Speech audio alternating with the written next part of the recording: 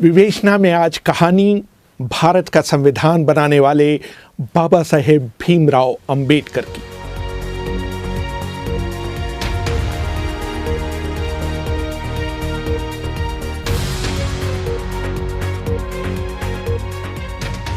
अभिवादन स्वीकार करिए रेहान फजल का।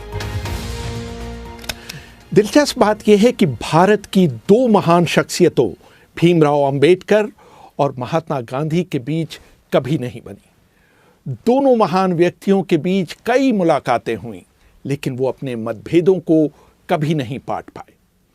आज़ादी से 2 दशक पहले अंबेडकर ने अपने आप को अपने अनुयायियों के साथ स्वतंत्रता आंदोलन से अलग थलग कर लिया था।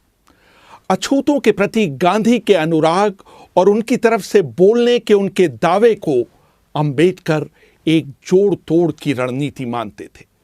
जब 14 अगस्त 1931 को गांधी से उनकी मुलाकात हुई थी, तो गांधी ने उनसे कहा था, मैं अछूतों की समस्याओं के बारे में तब से सोच रहा हूं जब आप पैदा भी नहीं हुए थे। मुझे ताज्जुब है कि इसके बावजूद आप मुझे उनका हितैषी नहीं मानते। धनंजय कीर अंबेडकर की जीवनी doctor Ambedkar life and mission में लिखते हैं। अंबेडकर ने गांधी से कहा, अगर आप अछूतों के खैरख्वाह होते तो आपने कांग्रेस का सदस्य होने के लिए खादी पहनने की शर्त के बजाय अस्पृश्यता निवारण को पहली शर्त बनाया होता। किसी भी व्यक्ति को जिसने अपने घर में कम से कम एक अछूत व्यक्ति या महिला को नौकरी नहीं दी हो, या उसने एक अछूत व्यक्ति के पालन पोषण का बीड़ा न उठाया हो, या उसने कम से कम सप्ताह में एक बार किसी अछूत व्यक्ति के साथ खाना न खाया हो, तो उसे कांग्रेस का सदस्य बनने की अनुमति नहीं दी जानी चाहिए थी। आपने कभी भी किसी जिला कांग्रेस पार्टी के अध्यक्ष को पार्टी से निष्कासित नहीं किया जो मंदिरों में अछूतों के प्रवेश का विरोध करते देखा गया हो। 26 फरवरी 1955 में जब बीबीसी ने अंबेडकर से गांधी के बारे में उनकी राय जाननी चाहिए, तो उन्होंने साफ शब्दों में कहा, I feel quite surprised at the interest which the outside world, Western world particularly, seems to be taking in Mr. Gandhi. I cannot understand that. So far as India is concerned, he was, in my judgment, an episode. Ambedkar कह रहे थे, मुझे इस बात पर काफी हैरानी होती है कि पश्चिम गांधी में इतनी दिलचस्पी क्यों लेता है। जहां तक भारत की बात है, वो देश के इतिहास का एक हिस्सा भर हैं, कोई युग निर्माण करने वाले नहीं। गांधी की यादें इस देश के लोगों के जहन से जा चुकी हैं। अंबेडकर अपने जमाने में भारत के संभवतः सबसे पढ़े लिखे व्यक्ति थे। उन्होंने मुंबई के मशहूर एल्फिंस्टन कॉलेज से बीए की डिग्री ली थी। बाद में उन्होंने कोलंबिया विश्वविद्यालय और लंदन स्कूल ऑफ इकोनॉमिक्स से पीएचडी की डिग्री प्राप्त की। शुरू से ही वो पढ़ने, बागवानी करने और कुत्ते पालने के शौकीन थे। उस जमाने में उनके पास देश में किताबों का संभवतः सबसे बेहतरीन संग्रह था। मशहूर किताब इनसाइड एशिया के लेखक जॉन गुंथर ने लिखा है कि जब 1938 में मेरी राजगृह में अंबेडकर से मुलाकात हुई थी, तो उनके पास 8000 किताबें थी। उनकी मृत्यु तक ये संख्या बढ़कर 35,000 हो चुकी थी। बाबा साहेब अंबेडकर के निकट सहयोगी रहे शंकरानंद शास्त्री अपनी किताब my experiences and memories of doctor Baba Saheb Ambedkar में लिखते हैं, मैं रविवार 20 दिसंबर 1944 को दोपहर 1 बजे अंबेडकर से मिलने उनके घर गया। उन्होंने मुझे अपने साथ जामा मस्जिद इलाके में चलने के लिए कहा। वो इन दिनों पुरानी किताबें खरीदने का अड्डा हुआ करता था। मैंने उनसे कहने की कोशिश की कि दिन के खाने का समय हो रहा है, लेकिन उन पर इसका कोई असर नहीं हुआ। जामा मस्जिद में होने की खबर चारों तरफ फैल गई और लोग उनके चारों ओर इकट्ठा होने लगे।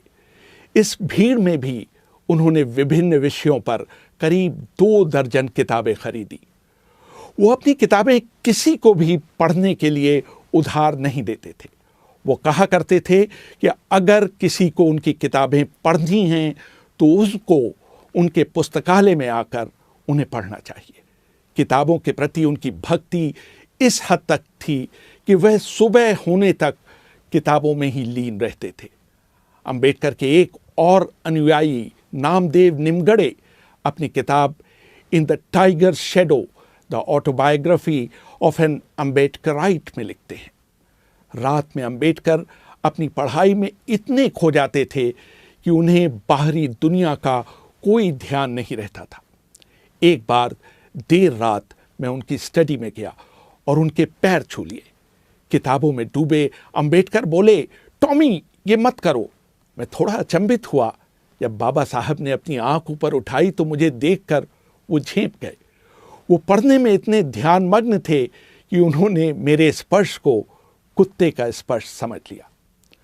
अंबेडकर की जीवनी लिखने वाले धनंजय कीर लिखते हैं, अंबेडकर पूरी रात पढ़ने के बाद भोर में सोने जाते थे। सिर्फ 2 घंटे सोने के बाद वो थोड़ी कसरत करते थे। उसके बाद वो नहाने के बाद नाश्ता किया करते थे। अखबार पढ़ने के बाद वो अपनी कार से कोर्ट जाते थे। इस दौरान वो उन किताबों को पलट रहे होते थे जो उस दिन उनके पास डाक से आई होती थी। कोर्ट समाप्त होने के बाद वो किताब की दुकानों का चक्कर लगाया करते थे और जब वो शाम को घर लौटते थे तो उनके हाथ में नई किताबों का एक बंडल हुआ करता था। जहां तक बागवानी का सवाल है, दिल्ली में उनसे अच्छा और दर्शनीय बगीचा किसी के पास नहीं था। एक बार ब्रिटिश अखबार डेली मेल ने भी उनके गार्डन की तारीफ की थी। वो अपने कुत्तों को भी बहुत पसंद करते थे। एक बार उन्होंने बताया था कि किस तरह उनके पालतू कुत्ते की मौत हो जाने के बाद वो फूट फूट कर रोए थे। कभी कभी छुट्टियों में बाबा साहेब खुद खाना बनाते थे और लोगों को अपने साथ खाने के लिए आमंत्रित करते थे। अंबेडकर के साथ काम कर चुके देवी दयाल लिखते हैं, 3 सितंबर 1944 को उन्होंने अपने हाथ से खाना बनाया और 7 पकवान बनाए। इसे बनाने में उन्हें 3 घंटे लगे। उन्होंने खाने पर दक्षिण भारत अनुसूचित जाति फेडरेशन की प्रमुख मीनाम्बल शिवराज को बुलाया। वो ये सुनकर दंग रह गईं कि भारत की एग्जीक्यूटिव काउंसिल के लेबर सदस्य ने उनके लिए अपने हाथों से खाना बनाया है। बाबा साहेब को मूली और सरसों का साग पकाने का बहुत शौक था। अंबेडकर को न तो नशे की किसी चीज का शौक था और न ही वो धूम्रपान किया करते थे। एक बार जब उन्हें खांसी हो रही थी तो मैंने उन्हें पान खाने का सुझाव दिया। उन्होंने मेरे अनुरोध पर पान खाया जरूर, लेकिन अगले ही सेकंड उसे ये कहते हुए थूक दिया कि यह बहुत कड़वा है। वो बहुत साधारण खाना खाते थे जिसमें बाजरे की एक छोटी रोटी, थोड़ा चावल, दही और मछली के 3 टुकड़े हुआ करते थे। घर पर सुदामा को अंबेडकर के काम में मदद के लिए रखा गया था। एक दिन सुदामा जब देर रात फिल्म देखकर लौटे तो उन्होंने सोचा कि उनके घर के अंदर घुसने से बाबा साहेब के काम में विघ्न पड़ेगा, जो कि उस समय पढ़ने में तल्लीन थे। वो दरवाजे के बाहर ही जमीन पर सो गए। आधी रात के बाद जब अंबेडकर ताज़ी हवा लेने बाहर निकले तो उन्होंने दरवाजे के बाहर सुदामा को सोते हुए पाया। वो बिना आवाज किए अंदर चले गए। जब अगले दिन सुबह सुदामा की नींद खुली तो उन्होंने पाया कि बाबा साहेब ने उनके ऊपर अपना ओवरकोट डाल दिया है। 31 मार्च 1950 को मशहूर उद्योगपति घनश्याम दास बिड़ला के बड़े भाई जुगल किशोर बिड़ला अंबेडकर से मिलने उनके निवास स्थान पर आए। कुछ दिनों पहले बाबा साहेब ने मद्रास में पेरियार की उपस्थिति में हजारों लोगों के सामने भगवद गीता की आलोचना की थी। बाबा साहेब के सहयोगी रहे शंकरानंद शास्त्री अपनी किताब my experiences and memories of doctor Baba Saheb Ambedkar में लिखते हैं। बिड़ला ने उनसे सवाल किया कि आपने गीता की आलोचना क्यों की, जो कि हिंदुओं की सबसे बड़ी धार्मिक किताब है। उनको इसकी आलोचना करने के बजाय हिंदू धर्म को मजबूत करना चाहिए था।